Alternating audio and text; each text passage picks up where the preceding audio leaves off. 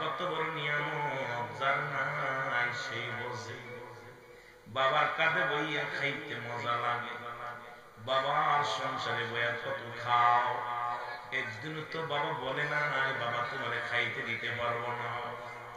ওরে মা জননী রান্না করে খাওয়ায়, একদিনও তো বলে না বাবা তোরে রান্না করে দিব না।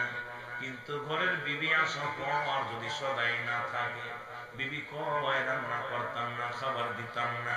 আরে এমন নবীর উম্মত হইলাম রে, যে নবী কয় উম্মতিরা রে, আমি নবী তোদের কল্যাণের জন্য দুনিয়ার মধ্যে আগমন করেছি।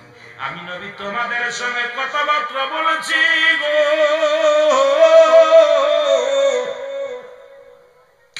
আমি নবী আমার উম্মতের সঙ্গে চলাফেরা করেছি, আমি নবী আমার উম্মতের সঙ্গে উঠা বসা করেছি। আমি আমার উম্মতিরা কেমনে সংসার করবে সব কিছু বোঝায় দিলাম।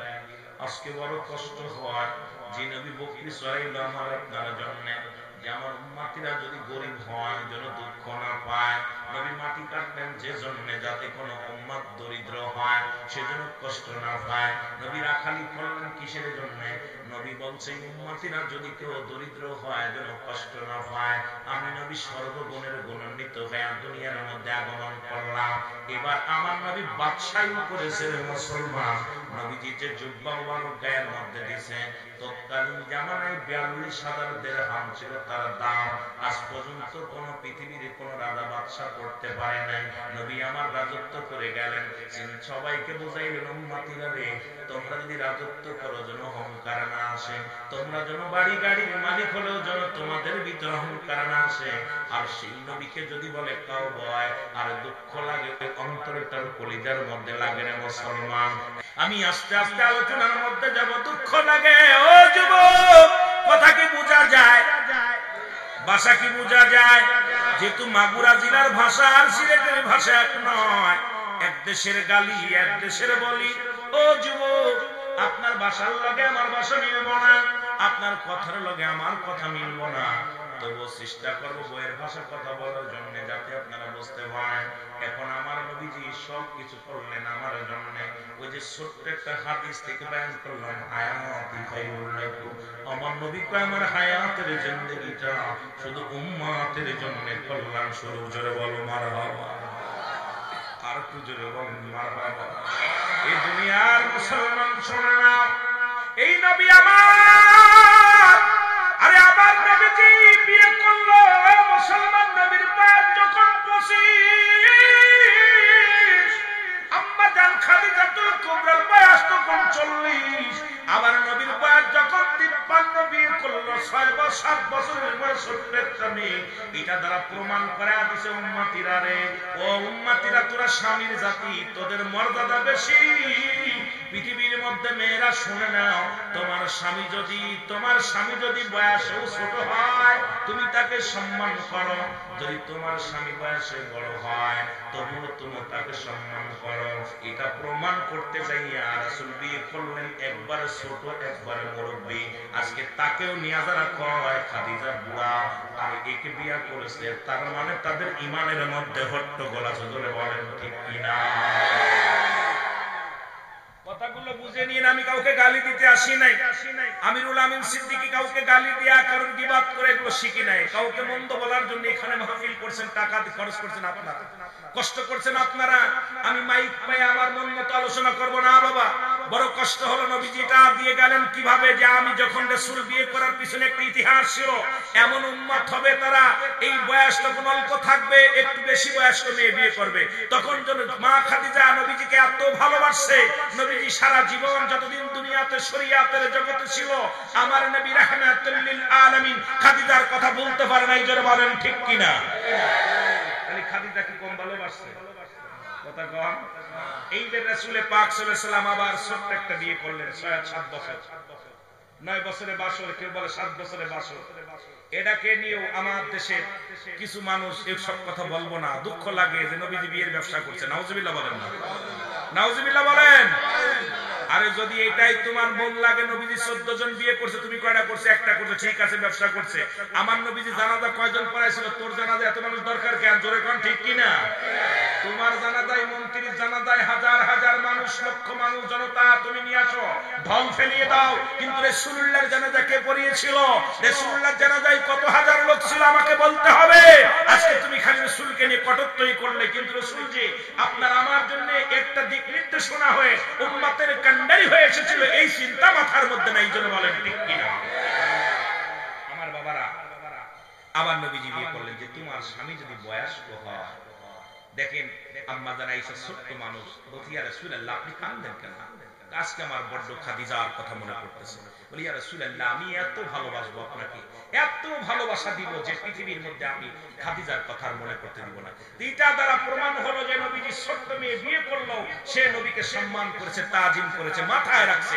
আর আমাদের দেশের এই সমস্ত নেতাদের বিবিরা ওদের মাথায় মারে ছাতার বাড়ি, মুখি মারে জুতার বাড়ি, এই জন্য এদের অবস্থা এরকম বলে আমার নবীকে নিয়ে কটূক্তি করে। জোরে বলেন ঠিক কিনা? ওই সময় যে সমস্ত মৌলবীরা আমার নবীকে নিয়ে, নবীর বিবিদেরকে নিয়ে কটূক্তি করছে, হিসাব করে মিলায় দেখবেন, ওদের খোঁজ নেন, ওদের বউরা রাত দিন জুতা পেটা করে। এই জন্য চিন্তা করেন নবীর বিবিরাও নেই করছে। কথা বোঝেন আমার? আরো জোরে বলেন। সালাতু সালাম জানাই, সালাতু সালাম জানাই আপনার উপরে, ও নবী গো আমরা গুনাহগারে ভালো, আমরা গুনাহগার গো নবী, আমরা গুনাহগারে ভালো।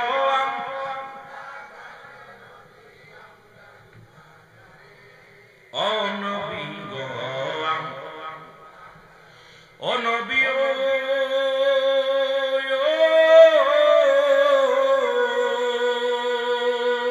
এই মুবারকপুরের আশিকেরা কান্দি আপনার প্রেমে,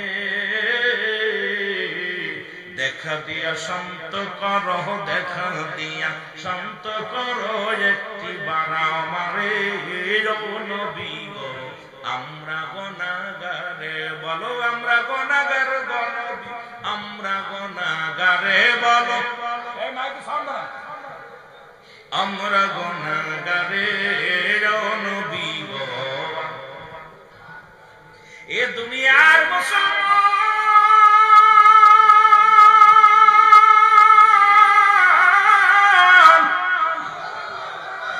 আবার নবীজি মারা গেছে, যে সমস্ত মৌলবীরা কয় নবী মারা গেছে, আমি তাদেরকে বলি নবী কি কয় শুই না নাও। নবী কয় ও ফাতি খায়রুল লাকুম, নবী কয় আমার উম্মতিরা গো, আরে আমি নবী দুনিয়া থেকে বিদায় নিলাম আমার উম্মতের জন্য। যারা কয় নবী মারা গেছে, নবীও মানুষ, আমরাও মানুষ, নবীরা হলো গুনাহ থেকে মুক্ত, আমরা গুনায় যুক্ত। জোরে বলেন ঠিক কিনা? নবীরা হলো মাসুমের মাসুম, আমরা হলাম গুনাহগার কামাস। নবীর কথা আমার কথা নয়। নবী কয় ও ফাতি খায়রুল লাকুম, আমার ওফাতটা, আরে আমার মুসলমান নবী কয় উম্মতিরা রে আমি নবী বিদায় নিলাম, এটা আমার উম্মতের জন্য কল্যাণ স্বরূপ। কারণ পৃথিবীর মধ্যে যদি কোন উম্মত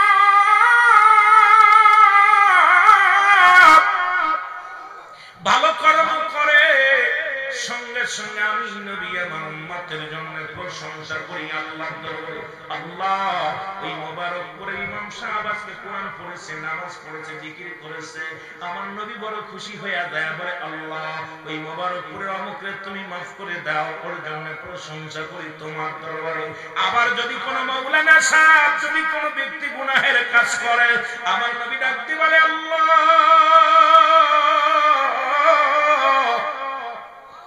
আমার অমুক উম্মত অমুক জায়গা গুনাহের কাজ করেছে, তুমি তার মাফ করে দাও। নবী আমার ইস্তেগফার করে আর মাফ চায়, এমন নবীর উম্মত হইলেন। অন্যায় করি আমি মাফ চায় আমার নবী, অন্যায় করি আমি ক্ষমা চায় আমার নবী। আমি মাঝে মাঝেই বলি অন্যায় করে ছেলে মাফ চায় বাবায়, অন্যায় করে গ্রামের ছেলে মাফ চাই চেয়ারম্যান মেম্বার যাইয়া, এমন নবীর উম্মত হইলাম। ভুল করি আমি ক্ষমা চায় আমার মায়ার নবী। আস্তে কইলেন, আস্তে কইলেন, কথা কি বুঝেছেন? না বুঝা সুবহানাল্লাহ কইলেন। অন্যায় করে ছেলে মাফ চায় বাবায়, অন্যায় করে গ্রামের ছেলে মাফ চাই, চেয়ারম্যান মেম্বার যায় গোপনে জায়গা, ভাই যান ছেলেটা তো দোষ করে ফেলেছি, একটু মাফ করে দিন। তো ওই চেয়ারম্যান জানে তোর মাফ করাইতে কত কষ্ট লাগছে, রাতের অন্ধকারে পায়ে ধরতে হয়। নবীজি বলতেছেন অন্যায় করে আমার উম্মতেরা, আর আমি নবী আমার উম্মতের হয়ে ইস্তেগফার করি, মাফ চাই আল্লাহর কাছে। ওমা ইয়াতি খায়রুন এই মুক্তিশা রাসূল বলে আমি ক্ষমা চাই আল্লাহর দরবারে আমার উম্মতের জন্য। জোরে বলেন মারহাবা। এই নবীর পক্ষে থাকতে চাই কি চাই না? জোরে বলেন চাই কি চাই না? এই নবীকে নিয়ে যখন ব্যঙ্গ করবে তখনই কলিজার মধ্যে আঘাত। আমরা বড় কষ্ট হয়। আমি মাঝে মাঝে এই কথাটা বলতাম, রাসূলের চাচার সংখ্যা হলো 9 জন। কয়জন? 9 জন। এদের মধ্যে ঈমান আনছে মাত্র 2 জন। একজনের নাম আমিরে হামজা, একজনের নাম আব্বাস। বাকিরা ঈমান আনতে পারে নাই, নবীকে মানতে পারে নাই। ওই 7 জনের বংশধর যারা, ওদের একটা বংশ আছে, ওই 7 জন বিয়ে থা করছে, ছেলে মেয়ে ছিল, পরিবার পরিজন।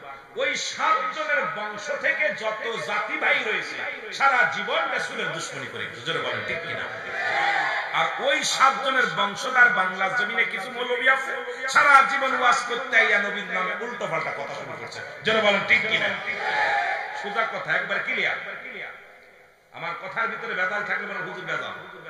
রাসূলের ফুফুর সংখ্যা ছিল 6 জন, ঈমান আনছে মাত্র 2 জন। একজনের নাম হযরতে সুফিয়া, আরেকজনের নাম হযরতে উমর।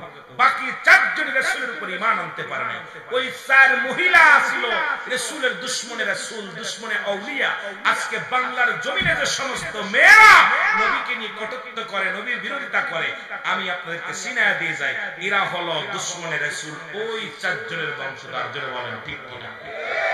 ক্লিয়ার? 4-5 ঘন্টা ওয়াজ করে লাভ নাই, অল্প বুঝতে হবে।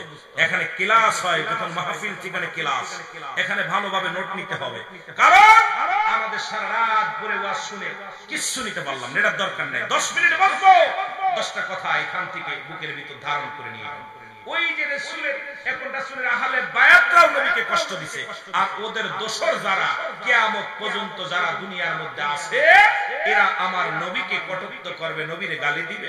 ওদের পেশায় হলো ওই যে ওরা বলছে নবী বাতিজা, আমার বাতিজা। এতিম মানুষ কেমনে নবী হয়? মানতে পারে না। আবু তালেব যেমন এত কষ্ট করলো নবীরে নিয়ে, নবীরে সবসময় কাছে রাখছে, আদর করছে, মহব্বত করছে, কিন্তু ভাতিজা মুহাম্মদ কেমনে নবী হয়? কারণ ভিতরে ছিল কটূক্ত। কিন্তু চিন্তা করে বালা মানুষ, আলামিন সত্যবাদী, নবীরে সত্য ভাবছে, সব ভাবছে, কিন্তু ঈমান আনতে পারে না। এই কপাল লাগে। রাসূলের উপরে ঈমান আনা, মুসলমান হওয়া, এটা কপাল লাগে। আর সুন্নি হওয়া, অল বাংলাদেশ নল পৃথিবীর মধ্যে সুন্নি আকীদাকে লানত করা, আপনার কি করা, ধারণ করা, এটাকে ভালোবাসা, এটার প্রতি অটল থাকা, এটা কপালের ব্যাপার। জোরে বলেন ঠিক কিনা? আমি কয়েকটা কথা বলে যাই সিলেটবাসীর জন্য গো। আজকে সিলেটের জমিনে যদি এমন কোন ব্যক্তি রাসূলকে নিয়ে কটূক্তি করে, আমি অনুরোধ করব সারু পিটা দিয়া তারে সিলেট থেকে সিলেট সরা করা লাগবে। এই জমিনের মধ্যে দুশমনে রাসূলদের জায়গা দেওয়া যাবে না। জোরে জোরে চিল্লা বলা যাবে না, ঠিক কিনা? রাসূলের পাক সাল্লাল্লাহু আলাইহি ওয়াসাল্লাম পায়খানা মুবারক, ভালো করে ওয়াজ শুনুন, পায়খানা মুবারক। রাসূল আকরাম সাল্লাল্লাহু আলাইহি ওয়াসাল্লাম পায়খানা গেলেন, জরুরত কা সামলেন।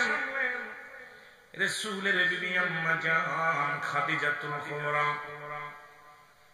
দৌড়ে গেলেন রাসূলের পায়খানা দেখার জন্য।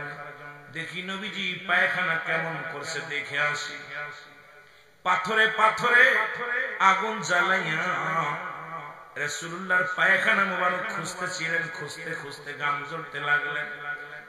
আম্মা জানের গা দিয়ে দর দর করে ঘাম ঝরতে লাগলেন। জমিন ডাকতে পারে রব্বে কারীম।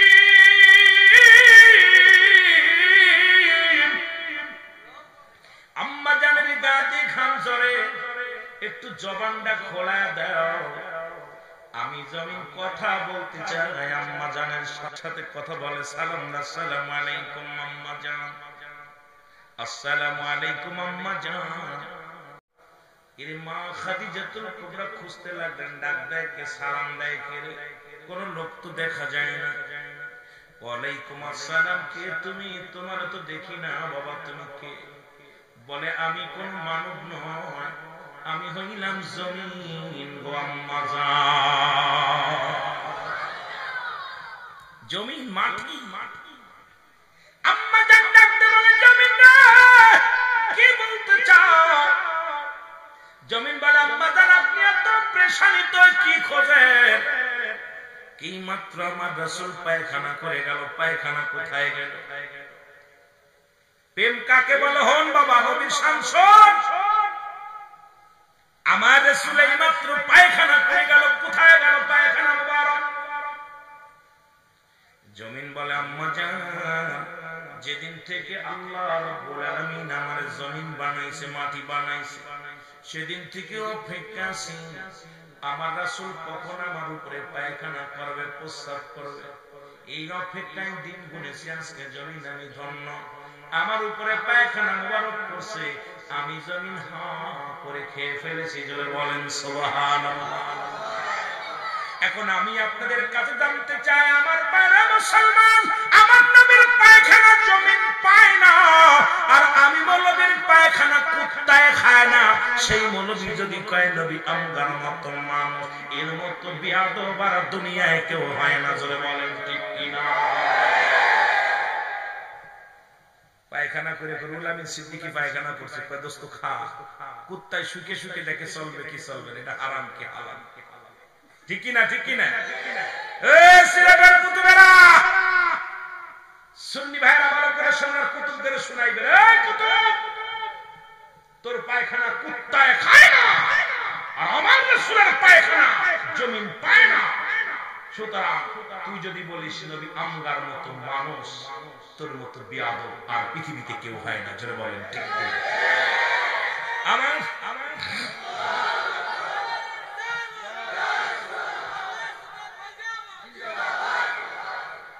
বেশি ওয়াজ, যুবক ভাইরা এগুলো খেয়াল রাখবেন, ছোট ছোট কথাগুলো মনে রাখবেন, সাহাবীদের নাম মনে রাখবেন। যখনই ওরা ধরবেন পট লাগাই দিবেন, এই বলবি ওয়াজ সাবধানে করিস, এটা সিলেটের জমি, শাহজালালের পুণ্যভূমি, এই ভূমির মধ্যে দুশমনে আউলিয়া, দুশমনে রাসূলদের কোনো জায়গা হতে পারে না। জোরে বলেন ঠিক কিনা? শুধু আমি আশ্চর্য হয়ে গেছি যে মৌলবীরা আমার নবীর পায়খানা খাওয়ার জন্য জমিন হা করে থাকে, আর সেই নবীকে কটাক্ষ করে গালি দেয়। এদের কি একটু বিবেকের ভিতরে নাড়া দেয় না যে আমরা কার উপরে হাগাত করতেছি? আমার ভাইরা, আমার বন্ধুরা, আমার রাসূলুল্লাহ একদিন গভীর রাতে প্রস্রাব মুবারক করলেন। সুবহানাল্লাহ। কি বুঝাবো ভাই, কথা কইতে যে হঠাৎ করে মেলা দোষ হয়ে যাচ্ছে। রাসূল পায়খানা প্রস্রাব মুবারক করে একটা পাতিলের মধ্যে রাখলেন। আলেম ওলামা গভীর মনোযোগ। রাসূল এই প্রস্রাবখানা দিলেন উম্মে আয়মানের হাতে, কানের কাছে। সাহাবীর নাম কি? উম্মে আয়মান। নবী বলেন, উম্মে আয়মান রে, বাইরে শত্রু পক্ষ ঘোরাঘুরি করে, খবরদার দরজা খোলো না, সকালবেলা প্রস্রাবখানা ফেলে দিতে হবে, যত্ন করে রেখে দাও, সকালবেলা বাইরে ফেলে দিতে হবে। প্রস্রাব করে নবীজি পেয়ালার ভিতরে রেখে দিয়েছে। আলেম ওলামা গভীর মনোযোগ। এর গভীর রাত যখন হয়ে গেছে, পিপাসাও লাগছে রে, আর চিন্তা করে আল্লাহ আমার নবীর প্রস্রাব যদি জমিনের মধ্যে ফেলি, আর এই প্রস্রাবের উপরে মানুষের পা লাগবে, আমি বেঁচে থাকতে আমার নবীর প্রস্রাবের উপরে কারোর পা লাগাইতে দিব না। ভালোবাসা কারে পায় রে মাওলানা সাহেব, একটু শুনি না যাও। জোরে বলেন ঠিক কিনা? রাত গভীর হয়ে চিন্তা করে আইলে, আমার প্রস্রাব যদি আমি ফেলে দিই, তাহলে আমার রাসূলের প্রস্রাবের উপরে মানুষ পা লাগাই, আর আমি বেঁচে থাকতে আমার নবীর প্রস্রাবের উপরে পা লাগাই। বুকের মধ্যে ধরে যেই খুলছে বোতল, এত একটা সুন্দর ঘ্রাণ, প্রস্রাবের ভিতরে প্রস্রাবের ঘাম নাই, গ্রাম নাই, গ্রাম আছে, সুন্দর ঘ্রাণ। উম্মে আয়মান রাসূলের প্রস্রাব মুবারক পেটের ভিতরে দিয়েছে। সুবহানাল্লাহ। আরো জোরে, আরো জোরে। এই বাতিলেরা হন রে, কেন আমরা নবীর জন্য পাগল? কেন নবীর জন্য পাগল? সিলেটের জমিন কেন নবীকে এত ভালোবাসে? ওলিদেরকে কেন ভালোবাসি? আমরা কিতাবাদি পড়েছি, দেখেছি, শুনেছি, যেটা বলেন ঠিক কিনা? সকালবেলা রাসূল বলতেছেন ইমাম, জি হুজুর, প্রস্রাব নিয়ে আসো, ফেলে দিতে হবে, প্রস্রাবের পেয়ালাটা নিয়ে আসো। উম্মে ইমাম বলি, ইয়া রাসূলুল্লাহ, ইয়া হাবিবাল্লাহ, নবী গো, আপনার প্রস্রাব বারকার নাই। নবী বলেন, কি করছো? বলি, ইয়া রাসূলুল্লাহ, ইয়া হাবিবাল্লাহ, আমি বেঁচে থাকতে যদি আমার নবীর প্রস্রাব বারকের উপরে খুব পা লাগাও, বেয়াদবি হয়ে যাবে, আমি কি জবাব দিব? আল্লাহ তাআলা, নবী গো, আপনার প্রস্রাব বারক আমি আমার পেটের ভিতরে রেখে দিয়েছি। বলেন সুবহানাল্লাহ। নবীজি বলেন, উম্মে ইমাম, জেনে রাখো, তোমার জাতির মধ্যে, তোমার বংশের মধ্যে যত জাতি বাইর হবে, প্রত্যেকের গা দিয়া ওই যে কস্তুরী গান, যেটা নিগ্র নাভি থেকে, হরিণের নাভি থেকে আসছে, এই সুগান তোমার জাতির মধ্যে বাইর হবে। মৌলবীরে, তোর গা ঘামলে গন্ধে তোর বউ থাকতে পারবে না পাশে, যেটা কোন ঠিক কি? মৌলবী ওয়াজ করে যা পার পাঞ্জাবি ধোয় আর কয়, কি ব্যাপার তোমার পাঞ্জাবিটা তো গন্ধ কেন? আরে মাহফিল করতে যে ঘামিছিলাম, প্রচুর ঘামছিলাম। তা গামের গন্ধ বউ বমি করে, আর রাসূলুল্লাহর প্রস্রাব ঘিরানে মানুষ খেয়ে ফেলে। এই মৌলবী যদি কয় নবী আমার মতো মানুষ, ওর মতো বেয়াদব আর দুনিয়ায় কেউ নাই, জোরে বলেন। মনে থাকবো, মনে থাকবো, ভুলে যাবেন। নবীর সাথে কোনো মেসাল চলে না, জোরে বলেন ঠিক কিনা? রাসূলুল্লাহর সঙ্গে কোনো মেসাল চলে না, জোরে বলেন ঠিক কিনা? মুহাব্বতের সাথে দুরূদ শরীফ পড়েন, আল্লাহুম্মা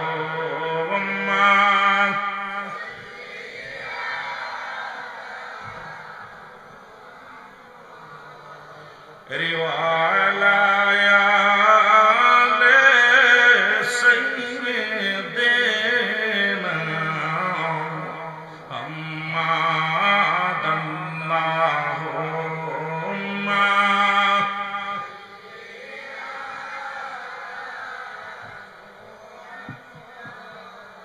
সিলেটে আসলে এই দুরূদটা দুই একবার পড়ি, কারণ আমি যখন ফেন্সিগঞ্জ ওয়াজ করতে এসেছিলাম জাফলংয়ের জমিনে, ফুলতুলি সাহেব কেবলা তখন জিন্দা, উনি আমার ডান পাশে বসেছিলেন।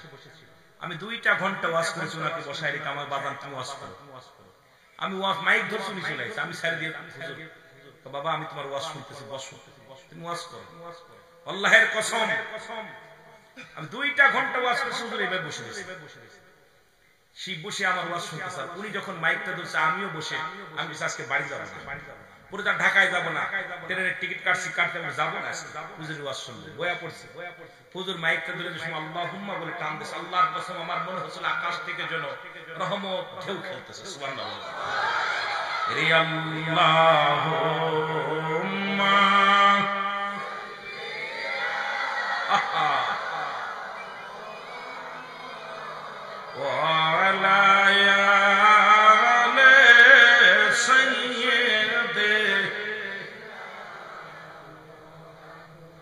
বন্ধু নাই রে বান্ধব নাই রে, যেই জায়গা বাঙ্গা বাঙ্গা গলা, কি প্রেম ছিল আমার তো সুর এরকম না, তো তার গলার দিকে কেন যেন একটা মধু ছিল, সেই স্কেলের না আমাদের মতো এরকম না, তবে তার স্কেলের মধ্যে শুধু মায়া জড়া ছিল। বন্ধু নাই রে বান্ধব নাই রে, যেই যাই সেই জায়গারি বন্ধু গনবী মুস্তাফা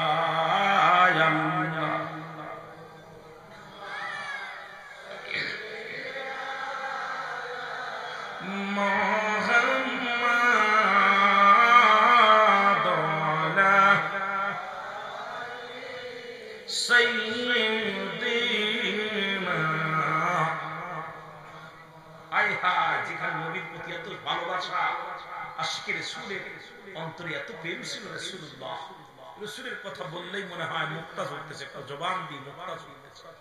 আমার ভাইরা, আমার বন্ধুরা, এই জন্য আমি আপনাদেরকে বলে যাই, রাসূলের সামনে কোনো বেসাল চলবে না। ও মুরব্বী کرام শোনো, যুবকেরা শোনো, এই রহমতের নবী গোটা পৃথিবীর মধ্যে আসেন উম্মতের কল্যাণের জন্য। আমি ওয়াজ করে এসেছি না, দুনিয়াতে আগমন করেছেন নবী উম্মতের জন্য, দুনিয়া থেকে বিদায় নিছি আমার নবী উম্মতের জন্য। এই আলেমরা কেন সেই নবীর সামনে জানা, কেন মুনাফিকি করো? মুনাফিক যা আছে আল্লাহ কমিনান নাস, মানুষের মধ্যে না করে তারা বলবে আমাদের ঈমান আছে, বিল্লাহি আল্লাহর প্রতি, অবিলা কিনাতের প্রতি বিশ্বাস স্থাপন করেছে।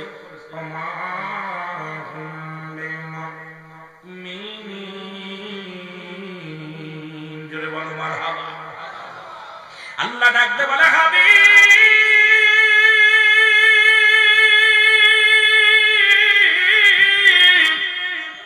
ওই মানুষের মধ্যে মানুষ না, শব্দের অর্থ হলো মানুষ না, শব্দের অর্থ জোরে বলেন না, শব্দের অর্থ মানুষ।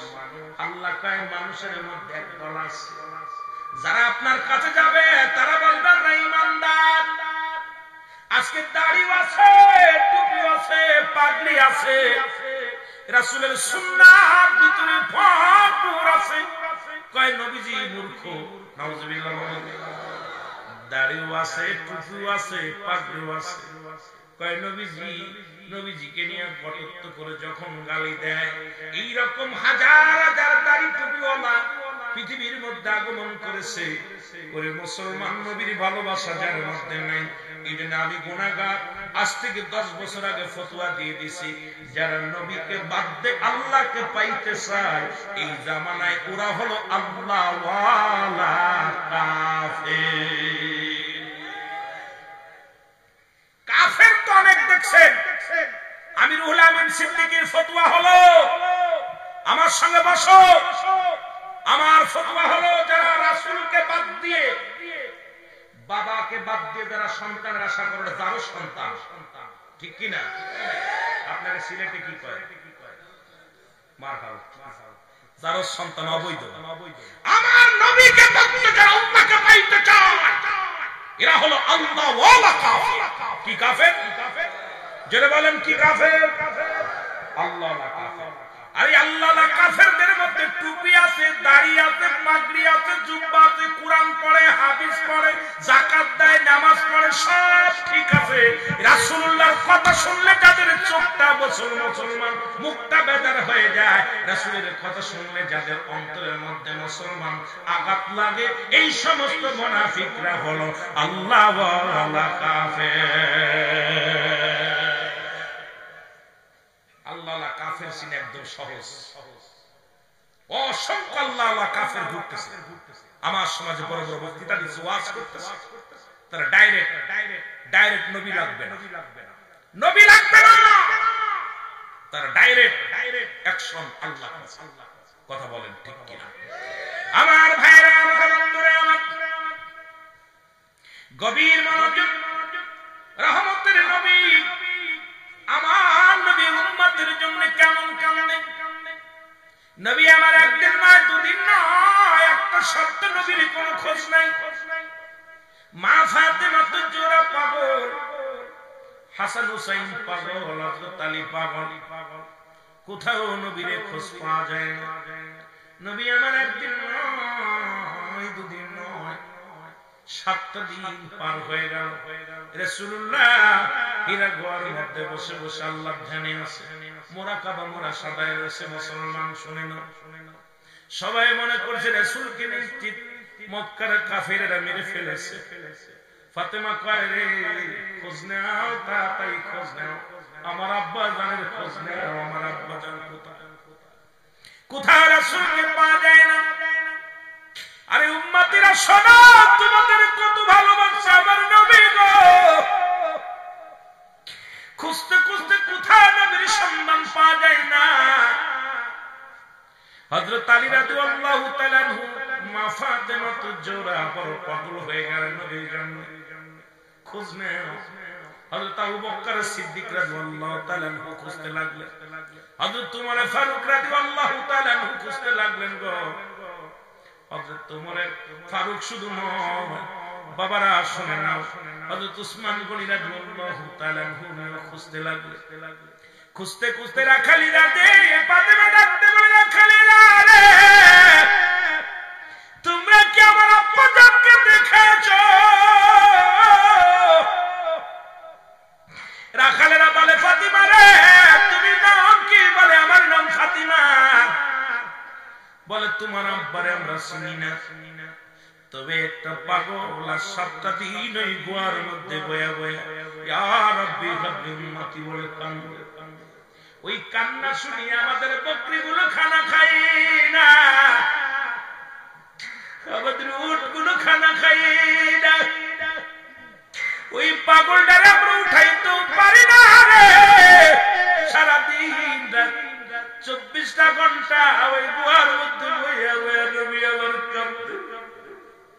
ফাতিমা তো চূড়া ধরে যা বলে, রে রে রাখালের রে কই আমার আব্বা জান? রাসূলের পা গেলেন। ফাতিমা ডাকতে বলে, আব্বা জান, মানে আব্বা জান আপনি মাথা তোলেন গো আমার আব্বা জান। আমি ফাতিমা আপনার কাছে এসেছি, একটু মাথা তোলেন, কথা বলবো গো আমার আব্বা জান। ফাতিমা ডাক দেন, নবী কথা বলে না। ফাতিমা ডাক দেবি না, বলে, আব্বা জান আপনার কি হাসান হুসাইনের জন্য মায়া লাগে না? বলে না। বাবা গো আপনার কি আলীর জন্য মায়া লাগে না? বলে না। আমি ফাতিমার জন্য মায়া লাগে না রে বাবা। কই না বাবা গো আপনি আলীর জন্য মায়া লাগে না, ফাতিমার জন্য মায়া লাগে না, হাসান হুসাইনের জন্য মায়া লাগে না, আপনি কার জন্য কাঁদেন? আমার নবী বলে, আরে আল্লাহ জানিয়ে দিছে রে কাফের মুশরিকদের জন্য 7টা জাহান্নাম প্রস্তুতি করে রাখছে আল্লাহ। আল্লাহ বলেন, দায়িত্বনীল কাফিরিন, ওই কাফের বেঈমান মুনাফিকদের জন্য 7টা জাহান্নাম প্রস্তুতি করে রাখছে। আমি নবী কান্দি রে ফাতিমা, আমি হাসানের জন্য কান্দি না, হুসাইনের জন্য কান্দি না, আমি নবী কান্দি আমার উম্মতের জন্য। নবী কাঁদতেছে কার জন্য? আর সেই উম্মতিরা আঘাত করে কেমনে নবীরে? সেই নবীরে কেমনে আঘাত করে উম্মতিরা রে? কেমনে সেই নবীর বিরোধিতা কর, কেমনে সেই নবীর সঙ্গে দুশমনী কর? এই যে মাসের মাস ছেড়ে এই যে মাস আসছে, পবিত্র মাস রজব মাস, এই 27 রজবে রাসূল চলে গেলেন মেরাজে। আলেমরা তো সবাই জানেন বাবা ইতিহাসটা, মেরাজের ইতিহাস। যেহেতু মাসটা ছিল রমজান মাসের প্রস্তুতিমূলক মাস, এই মেরাজের রাতে নবীজি যখন গেলেন, রব্বে কারীম ডাক দেখো, হয় হাবিব গো, এক একজন নবীরে আমি এক একটা নিয়ামত দিয়েছি, আপনি কি চান বলেন? নবীজি ডাকতে বলেন, নবীর কাছে আল্লাহর সঙ্গে কোনো পর্দা নাই। এই ওয়াজ করলে শরীয়তের মৌলবীদের মাথা গরম হয়ে যাবে। রুহুল আমিন কয় কি, এবং সব নবীর পর্দার মধ্যে আমার নবীর কোনো পর্দা নাই, এবং পাশাপাশি রব্বে কারীমের সঙ্গে বসে আলাপ করে। আমার আল্লাহ ডাকতে কয়, হাবিব রে আপনি বলেন কি চান আমার কাছে? সমস্ত নবী পয়গম্বরদের জন্য আমি পার্সোনাল একটা নিয়ামত রেখে দিয়েছি, আপনার জন্য রেখে দিয়েছি, আপনি কি চান? আমার নবী আমি উম্মত। আমার আল্লাহ কয়, হাবিবে আপনি দুনিয়া যখন আপনি রূহের জগতে ছিলেন তখন চাইলেন উম্মত, যখন আপনারা দুনিয়ায় পাঠাইলাম চাইলেন উম্মত, যখন আপনার ওহী মাধ্যম দিলাম তখন চাইলেন আপনি উম্মত। এখন আমি পার্সোনাল ডাকতে নিয়ে আইলাম, আলাপ করবো, নবী ওইখানে চাও উম্মত।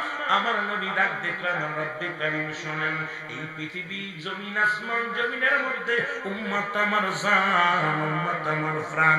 আমি পার্সোনাল কিচ্ছু চাই না, আমি চাই আপনার এই 7টা জাহান্নাম ভিক্ষা, 7টা জাহান্নাম যেন আপনি মাফ করে দেন, বন্ধ করে রাখেন, আমার উম্মতের জন্য নাজাত দিয়া জান্নাতে ঢুকায়া দেন। সেই নবীর সঙ্গে বিরোধিতা করে, সেই রাসূলের সঙ্গে যারা বিরোধিতা করে, কত বড় গাদ্দার, কত বড় বদ। দেখেন একটা কথা বললে বুঝতে পারবেন। আমার বাবারা, প্রথম জীবনে রাসূল এরকম কালেমা দিয়েছে, কালেমার দাওয়াত দিতেছেন। রাসূলুল্লাহ সাল্লাল্লাহু আলাইহি ওয়াসাল্লাম দাওয়াত দিতে গেছেন, এমন ভাবে রাসূল দাওয়াত দিয়ে আসতেছেন। এদিকে আমার রাসূলকে পৃথিবীর মধ্যে যত নির্যাতন নিপীড়িত অসংখ্য কাফেরেরা আমার নবীরে কষ্ট দিয়েছে, এত যন্ত্রণা দিয়েছে রাসূলকে।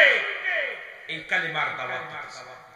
আবু জেহেল রাসূলের দুশমন, নাম কি? জোরে বলেন নাম কি? আবু জেহেল। কথাটা আপনাদের বোঝানোর জন্য আমি কথাটা বলি, একটু খেয়াল করে। রাসূলের দুশমন রাসূল হলো আবু জেহেল। রাসূল কালেমার দাওয়াত দেন, এটা মানতে পারে না। আবু জেহেলের মনে বড় কষ্ট। আবু জেহেল বড় কষ্ট পাইল। রাসূল যেখানে যায় সেখানে কালেমার দাওয়াত দিয়ে শুনে আসে। দলে দলে মানুষ কালেমা পড়ে, ইসলাম ধর্ম কবুল করে। আবু জেহেল মানতে পারে না, উনিও পরাজয় মানে। আবু জেহেল একা একা বইয়া কাঁদতেছে, একা একা বইয়া কাঁদতেছে। এখন আবু জেহেলের কান্না দেইকা মাস্টার ইবলিস যাচ্ছে ওই রাস্তা দিয়ে। ইবলিস কয়, আবু জেহেল তুমি কান্দো কেন? কয় কাঁদছি কেন সাদে বাতিজা মুহাম্মদ, তার বাবা নাই, তার মা নাই, এতিম মানুষ। সে যে সবাইকে পাগল বানায় কালেমা পড়ায় মুসলমান আছে, বাপ দাদার ধর্মটা একদম শেষ করে দিচ্ছে। এই কষ্ট আমার বুকের ভিতরে। এত মানুষকে বুঝাইতেছি, কেউ কি ওরে একটু কেউ মেরে দিতে পারলে সবচেয়ে বেশি ভালো হতো। ওরে যদি কেউ মারতে পারতো, যার কাছে যায় সেই বলে আবু জেহেল। আবু জেহেল কয় তুমি মারো, আমি কেমনে মারি রে? কারণ আমার রাসূলকে বাপ নাই মা নাই, যখন মুখের দিকে তাকায়, কারণ মারতে চাই, মন চাই মেরে ফেলি, কিন্তু যখন ওর সামনে যায়, যখন চেহারা মুবারক দেখি সব ভুলে যায়, তখন আর মন চায় না মারতে। আল্লাহু আকবার বলেন। রাসূলের ভিতরে যখন রাসূলুল্লাহর সাথে তাকায় মানুষ, তখন রাসূলকে আক্রমণ করতে পারে না। আমার মুসলমান গভীর মনোযোগ। মাস্টার ইবলিস বলে মুহাম্মদকে একদম শেষ করে একটা সহজ উপায়, সহজ উপায় যদি উপায়টা তুমি গ্রহণ করো, মুহাম্মদ পরাজয় মানবে, ইসলাম কলুষিত হয়ে যাবে। আমার কথা যদি তুমি শোনো, তাহলে মুহাম্মদ আর মানুষের সামনে মুখ দেখাতে পারবে না। বলে কি কথা বলেন? একটা কাজ করেন, কাজটা হলো পাশের রাষ্ট্রের যিনি মহানায়ক, এই মিশরের বাদশাহ হাবিব বিন মালিককে একটা দাওয়াত দেন। নাম কি? জোরে বলেন নাম কি? হাবিব বিন মালিক, যিনি মিশরের প্রেসিডেন্ট তৎকালীন জামানায়, ওকে দাওয়াত দিবেন। উনি প্রধান অতিথি। দুইটা চেয়ার বানাবেন, একটা চেয়ার হলো সামনে, আর একটা চেয়ার হবে উপর। দুইটা চেয়ার, একটা চেয়ারের মধ্যে বসবে হাবিব বিন মালিক, আর একটা চেয়ারের মধ্যে বসবেন আপনি, আর মাটিতে বসবে মুহাম্মদুর রাসূলুল্লাহ সাল্লাল্লাহু আলাইহি ওয়াসাল্লাম। দেখবেন জনতার সামনে যখন আব্দুল্লাহর বেটা মুহাম্মদ মাটির মধ্যে বসবে, তখনই যে তার এমনি চলে যাবে। মানুষ বলবে এত বড় নেতা, এত বড় যদি আল্লাহর প্রিয় হয়, সে মাটির মধ্যে বসছে, হাবিব বিন মালিক চেয়ারের মধ্যে বসে। ওকে সুজা করার একটা সহজ উপায়, জোরে বলেন নাউজুবিল্লাহ। যে কথা সেই কাজ। দুইটা চেয়ার বানালো, একটা চেয়ার হলো সামনে, আর একটা চেয়ার হলো রূপা। খুব খেয়াল করবেন যুবকেরা, দুইটা চেয়ার বানানো হলো। এই চেয়ারটা বানাইয়া দাওয়াত দিলেন হাবিব বিন মালিককে। আপনি প্রধান অতিথি, চিঠি করলেন, হুজুর আপনাকে প্রধান অতিথি হিসেবে অমুক দিন আপনাকে দেখতে চাই। রাসূলের কাছেও চিঠি পাঠাইলেন, চামড়ার ব্যারিশি লিখে, কাগজে লিখে। হে আব্দুল্লাহর বেটা মুহাম্মদ, ওই মোবারকপুর আজকে মঙ্গলবার রাত 10টার সময়, সকাল 10টায় বিশাল সমাবেশ অনুষ্ঠিত হবে। আপনাকে দাওয়াত দিলাম প্রধান অতিথি হিসেবে। কয়জন প্রধান অতিথি? কথা কয় না। আজকে যেমন 3 জন সভাপতি, এইরকম 2 জনই সভাপতি। 2-3 জন যেহেতু সভাপতি, 3টে চেয়ারের তো প্রয়োজন। যারা বলেন ঠিক কিনা? 2 জন প্রধান অতিথি, এখানে 3 জন মৌলানা, একজন 4 জন, 4টা চেয়ার তো এখনো জোগাড় করার প্রয়োজন। আবার প্রধান অতিথি আছে, মাননীয় অতিথি আছে, সম্মান বিষয়। রাসূল সাল্লাল্লাহু আলাইহি ওয়াসাল্লাম আসবে, নবীজিকে দাওয়াত দিয়েছে 11টায়। কয়টায়? 11টায়। হাবিব বিন মালিককে দাওয়াত দিয়েছে কয়টায়? 10টায়। কয়টায়? 10টায়। হাবিব বিন মালিক আইছে, আয়েশা চেয়ারের মধ্যে বসে, সামনের চেয়ারের মধ্যে, রূপর চেয়ারের মধ্যে বসে রয়েছে আবু জেহেল, শয়তান ইবলিসটা। রাসূল দেখে হাজার জনতা বসে আছে, নবীজি আস্তে আস্তে করে গুটি গুটি, নবীজি ঠিক টাইম একদম 11টা ঠিক টাইমে চলে আসে। রাসূল এসে পিছনে দেখে হাজার হাজার মানুষ বসে আছে। নবীজিকে এমনিতে বলেন ভাইয়া না, উত্তম ব্যবহার, উত্তম আখলাক, উত্তম চরিত্র আমার নবীর ভিতর ছিল। নবীর ভিতরে কোনো আমিত্ব ছিল না। আর আমাদের ভিতরে যদি একজন একটু মাতবার হয়, চেয়ারম্যান হয়, আইর ভাই, রাসূল এসে আস্তে আস্তে করে গুটি গুটি পায়ে এই মজলিসের ভিতরে বসতে গেছে। আল্লাহ ডাকতে বলে জিবরিল দূরে যাও, আমার হাবিব যদি আজকে মাটির মধ্যে বয়ে পড়ে, আমার ইজ্জতের কসম লাগে রে, যার জন্য আমি সোনা বানাইলাম, যার জন্য আমি রূপার খনি বানাইলাম, আমি ইউরেনিয়ামের খনি বানাইলাম, যার জন্য গ্যাসের খনি, যার জন্য তেলের খনি, যার জন্য পৃথিবীর মধ্যে স্বর্ণের খনি বানাইলাম, সেই নবী যদি আজকে মাটির মধ্যে বয়া পড়ে রে, আমার ইজ্জতে বড় আঘাত লাগে। আমি নবী, আমি আল্লাহ কষ্ট পাই। যারে জিবরিল যা, আমার হাবিব যেন মাটির ভিতরে বসে না।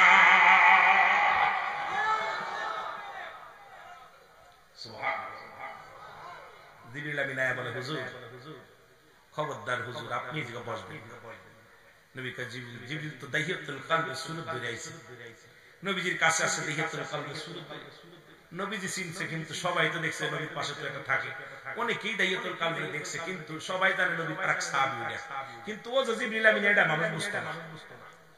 নবী বলে, জিবরিল কেন আমার বারান্দা বসে তো কয়, হুজুর ওই স্বর্ণের খনি বানাইছে আল্লাহ আপনার জন্য, রূপার খনি বানাইছে আল্লাহ আপনার জন্য, আপনাকে যদি না পাঠাইতো আল্লাহ স্বর্ণ, রূপা, ইউরিয়াম, তেল, মোবিল যা আছে কোনো কিছু বাড়াইতো না। সুতরাং আর হাবিব বিন মালিক আপনার সামনে স্বর্ণের চেয়ারে বইব, আবু জেহেল রূপার চেয়ারে বইব, আমি তো আল্লাহ মানতে পারছি না, এই জন্য আপনাকে বসতে পারবো, সেটা ধৈর্য ধরে। সুবহানাল্লাহ।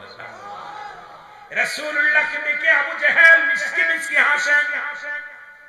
সবাইকে বলতেছি, ভাইরা তোমরা শুনে না, মুহাম্মদ একটা কাজ্জাব, মুহাম্মদ একটা বাজে মানুষ, মুহাম্মাদের মতো একটা সিটার বাটপার পৃথিবীর মধ্যে আর কেউ নাই। কারণ তাকে দাওয়াত দিছি, ঠিক সময় মুহাম্মদ আসে না। বলো, যিনি কথার বার খেলাফ করে সে কি কোনদিন নবী হতে পারে? কত বড় বাত বলতে তোমরা বলো, সেটা নবী বলে দাবি করে আমার ভাতিজা, একই বাড়ির মানুষ, কিন্তু দাওয়াত দিলে আমার তো পরে আসলো, তোমরা এসে 1 ঘন্টা আগে, হয়েছে 1 ঘন্টা পরে। তো যে ব্যক্তি কথার বার খেলাফ করে সে কি নবী হতে পারে? জনগণ কয় না, ঠিকই তো বলছে, মুহাম্মদ তো কাজটা ভালো করে নাই। সে যদি নবী হবে, সত্য নবী হবে, পয়গম্বর হবে, তার কথা জবান এক থাকা লাগবে, কিন্তু জবান তো ঠিক রাখে না। নবীজি দূর থেকে কাল শুনতেছে, সবাই বসে। আমার ভাইরা আমার নবীজিকে নিয়ে কটূক্ত করে গালিগালাজ শুরু করলো, নবীর বিরোধিতা করা লাগলো। 1 নম্বরে বলে সে নবী হয় কেমন করে? সে আমাদের ভাতিজা আব্দুল্লাহর বেটা মুহাম্মদ, তার বাবার জীবনে চোখে দেখে নাই, তার মা 6 মাস 6 বছর বয়স যখন মা দুনিয়া থেকে চলে গেছে, সে কেমনে নবী হয়?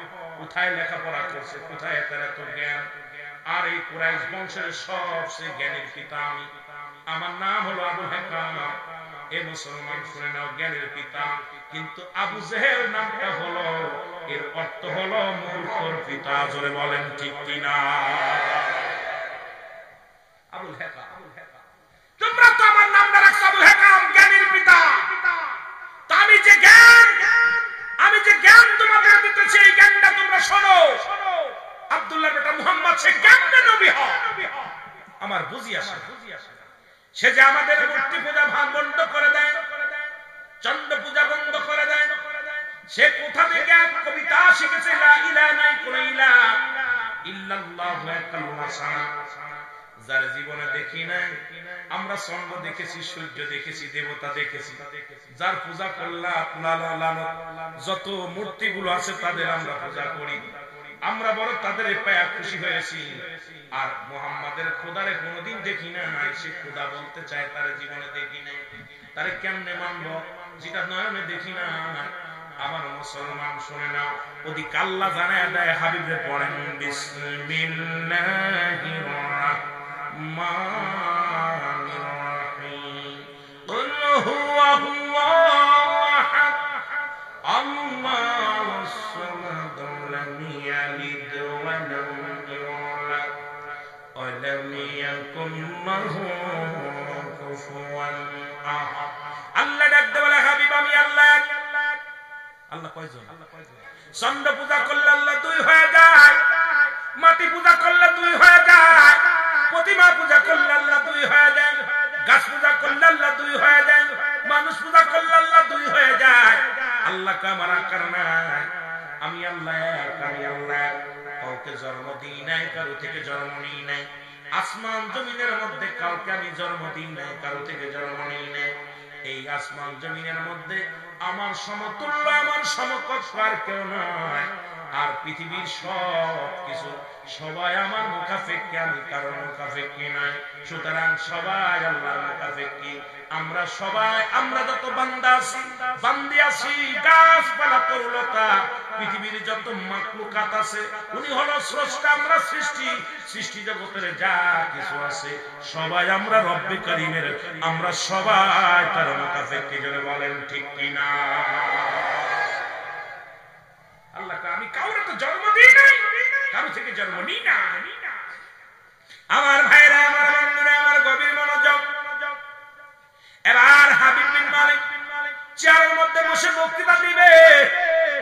আমার আল্লাহ ডাক দিয়ে বলে জিবরিল তাড়াতাড়ি যা, আমার নবী দাঁড়ায় আছে রে, আমার বড় কষ্ট হয়। কারণ আমার নবীজি বড় কষ্ট পায়, দাঁড়ায় আছে জমিনের মধ্যে। আরে আমার নবীর যদি না বানাইতাম, কিছু বানাইতাম। আজকে হাবিব বিন মালিক চেয়ারে বসে আছে, আমার নবী দাঁড়ায় আছে, আমার বড় কষ্ট হয়, তাড়াতাড়ি যাও। জিবরিল আমিন চলে আসছে, মুসলমান সুরত ধরে নয়। জিবরিলকে কেউ দেখতে পাচ্ছে না।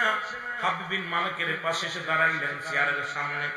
আমার আল্লাহ কয় জিবরিল রে তাড়াতাড়ি করো, নামাও, চেয়ার থেকে নামাও।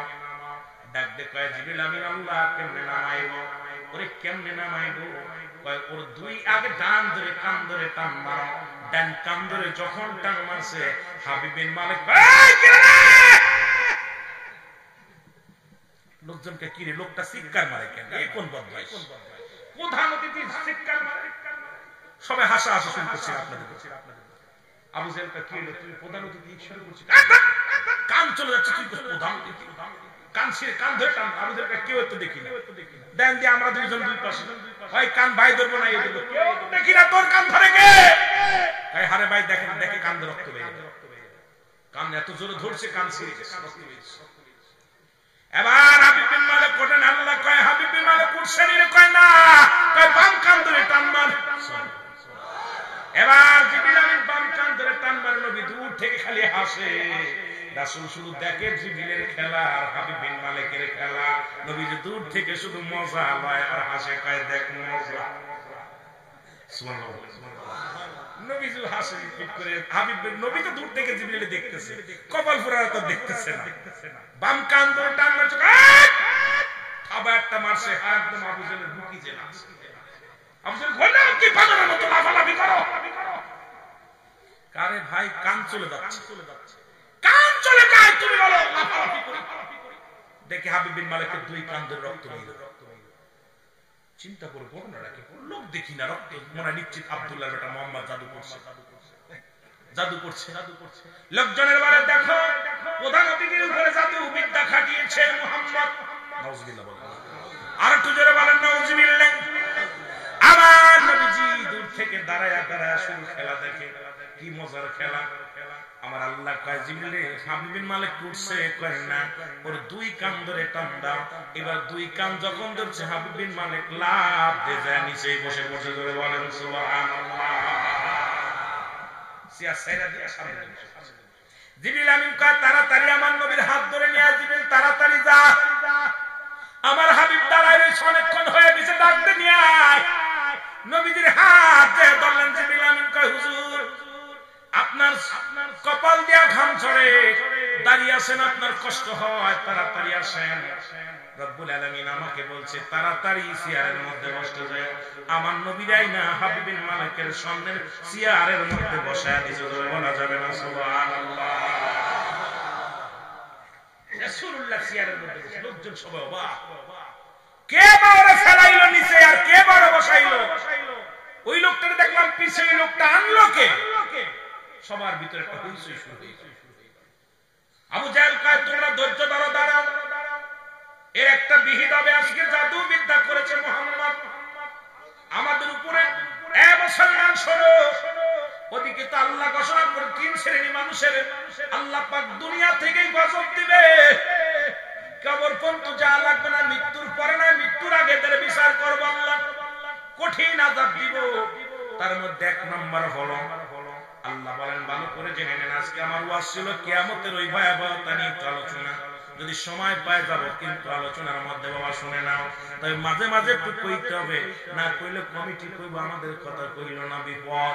3টা মানুষের 3 শ্রেণী মানুষের দুনিয়ার মধ্যেই গজব হবে, তাদের হাজার হবে, তাদের বড় কঠিন আযাব হবে। তার মধ্যে 1 নাম্বার হলো যে সমস্ত ব্যক্তি একটা নারীর উপরে তোহমত দিয়েছে। হয়তো আপনি রাস্তা দিয়ে দেখলেন একটা মেয়ের মাথায় কাপড় নাই, একটা মেয়ের গায়ে কাপড় নাই, এই মেয়েটা চলতেছে, হঠাৎ করে আপনি মন্তব্য করলেন মেয়েটা বাজে।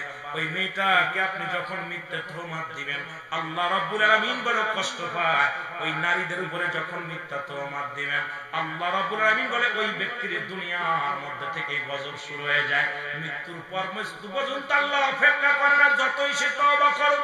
দুনিয়ার মধ্যে এত কঠিন বাদি তারা দেওয়া হয়, এমন কবর দেওয়া হয়, দরিদ্রের খাতায় নাম লেখা হয়।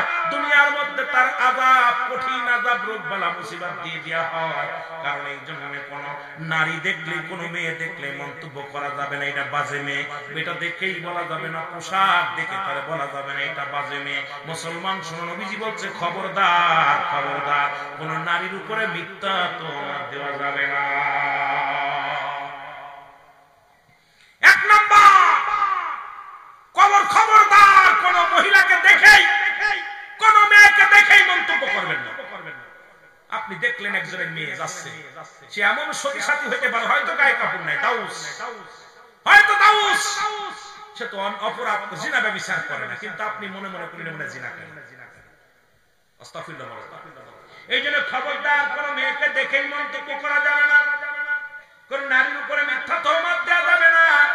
2 নাম্বার নবী বললেন যারা কালো জাদু করে, মানুষকে জাদু করে, জাদু বান্টনা করে, আল্লাহর নবী বললেন এই 2 শ্রেণী মানুষের এই প্রথম 2 নাম্বার হলো যারা কালো জাদু করে মানুষের উপরে, আল্লাহ রাব্বুল আলামিন দুনিয়ার ভিতর থেকেই তাদের আযাব দিয়ে দেয়।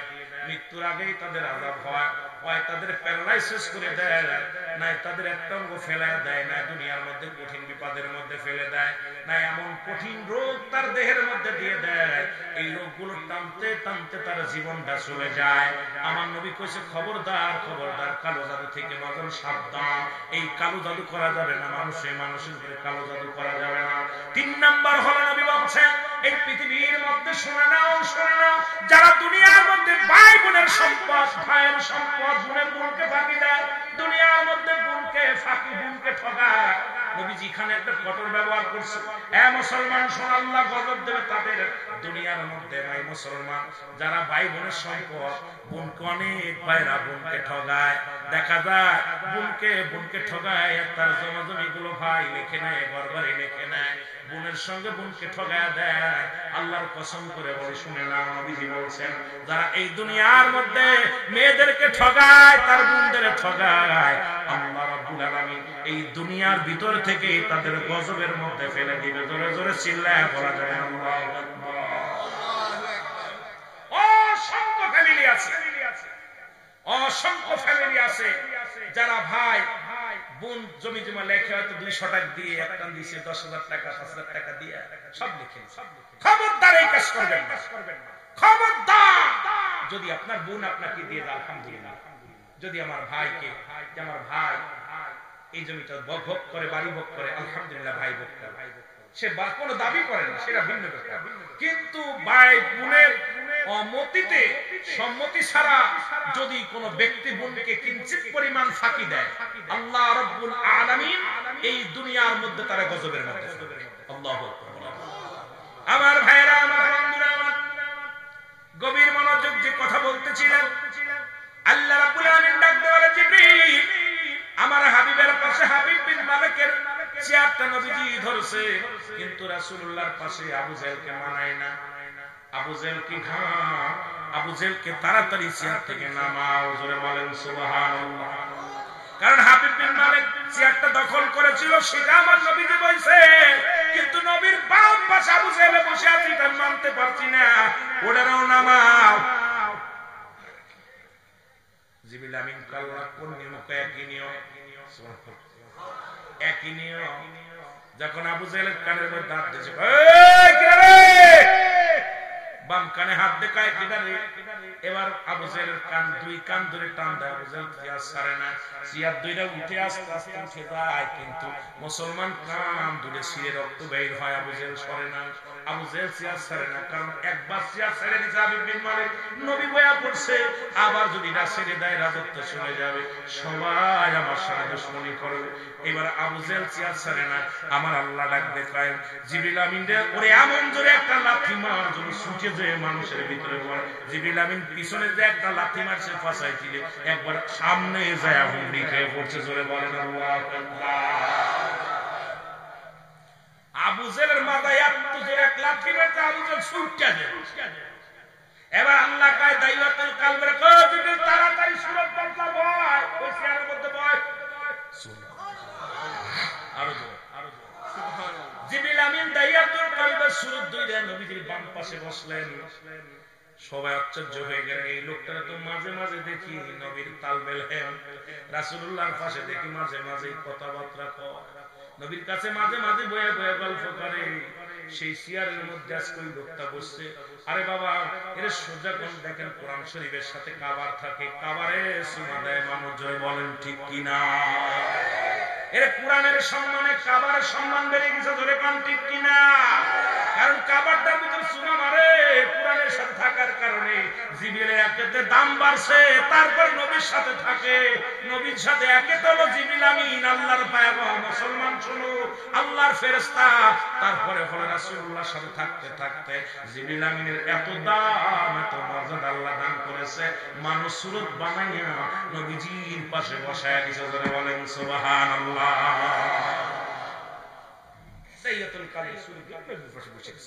নবীজিকে ডাক দেন, ডাক দে কয় জিবরিল তাড়াতাড়ি যাও আমার হাবিবে বলো, তাড়াতাড়ি দাওয়াত দিতে। নবীজি দাওয়াত দেন, ভাইরা আমার, আমি আপনাদের কাছে কি দাওয়াত দিব? আমি আপনাদের কাছে কোনো কিছু চাই না, কিছু বলতে পারি না। আসমানের নিচে জমিনের উপরে আমি অপরাধী, আমার কেমন নবী ছিল গো, নবীরে নিজে নিজে কত ছোট বানাইছে, নবী কয় আমি অপরাধী। আমি তোমাদের সঙ্গে তোমাদেরকে একটা ছোট্ট মেসেজ নিয়ে আল্লাহর তরফ থেকে এসেছি, আমি ছোট্ট একটা মেসেজ নিয়ে আসছি, সেই মেসেজটা হলো তোমরা সবাই পড়ো লা ইলাহা ইল্লাল্লাহ